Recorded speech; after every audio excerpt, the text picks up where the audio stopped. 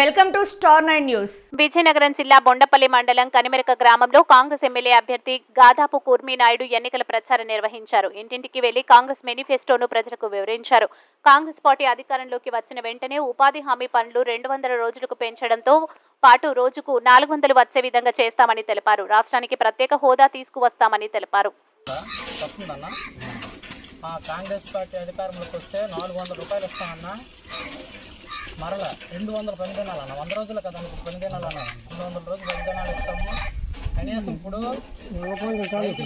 రైతులకి గిట్టుబాటు ధర ఏంటి లేదు, 50% గిట్టుబాటు ధర ఇస్తాము. నష్టం గుర్తుకోటేయండి, మర్చిపోకండి, నష్టం గుర్తుకోటేయండి. పేరు గాదాపు కూర్మినాయుడు. నేను గజపతినగరం అసెంబ్లీ తరపున కాంగ్రెస్ పార్టీ తరపున నేను పోటీ చేయుచున్నాను.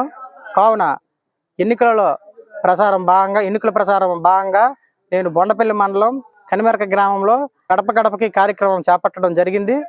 ఇందులో భాగంగా మా కాంగ్రెస్ ప్రభుత్వం అధికారంలోకి వస్తే ప్రతి ఇంటికి 8,330 రూపాయలు, 333 రూపాయలు ప్రతి పేద కుటుంబానికి ఇస్తాము. మరియు ఇలాగా ప్రతి రైతుకి రుణమాఫీ 2 లక్షలు చేస్తాము. ఎల్కేజీ నుంచి పీజీ వరకు ఉచిత విద్యను అందిస్తాము. మా కాంగ్రెస్ ప్రభుత్వం వస్తే